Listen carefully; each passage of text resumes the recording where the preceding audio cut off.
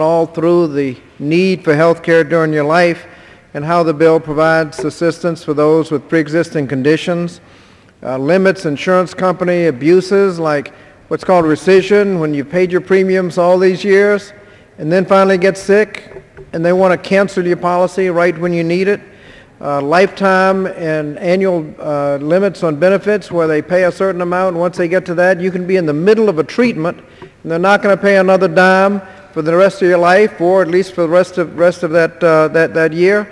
There are many people with chronic diseases who hit up upon these limits very frequently. You've talked about young people on their parents' policies who are working, finally get a job, doesn't cover benefits up to 26 years old. They can stay on their parents' policies. We've talked about prevention, the importance of prevention. A lot of people, because of co-payments and deductibles, can't afford the annual checkup. This bill provides for annual checkups without co-payments and deductibles. And for those senior citizens in the donut hole, where they get no benefits, in the insult to injury, have to continue paying their premiums and get no benefit, we have assistance for them.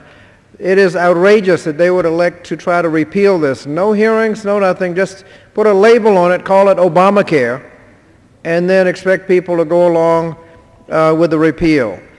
You just can't label things and expect people by virtue of the label to take action. They call it government-run health care. No, government-run health care was a single-payer plan. That was defeated.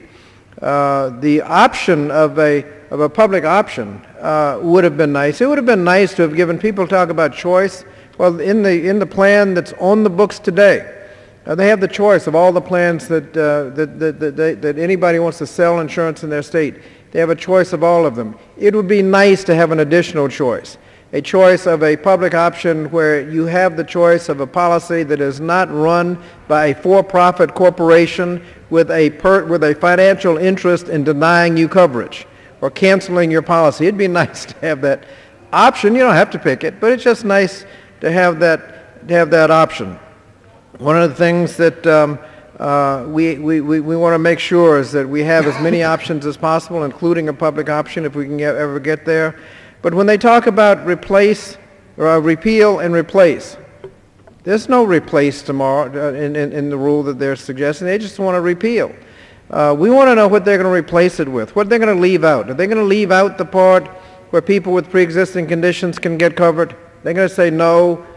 You can't get covered. The insurance company gets to decide who has the privilege of health insurance company. They're going to tell young people under 26 to get off their parents' policies.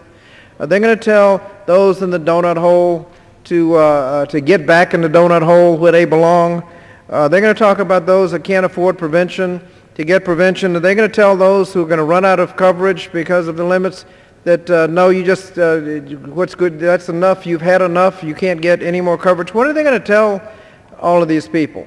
We need to make sure that we keep this policy, all of these provisions intact. I have no idea what they want to replace it with, but I think if they went step by step and the people looked at the provisions in the bill, they would elect to keep everything that's in the bill today. Now, there's some things that people don't like. When you have a good plan, you have to pay for it. And unfortunately, there are taxes in it because we're fiscally responsible. We're under, when we passed it, we were under pay-go. Now they've repealed a lot of that so that they can go trillions of dollars in the ditch without paying for it. We paid for it. And in fact, CBO originally said that the first 10 years of the program would save the budget deficit, would reduce the deficit by $140 billion. Now the estimate is $200 and some billion in the next 10 years. So it is fiscally responsible. There are things we can do better together than everybody out for their own, and we need to oppose the repeal of this health care to make sure that people have the protections and the patient's bill of rights that they have under this legislation. I thank you very much.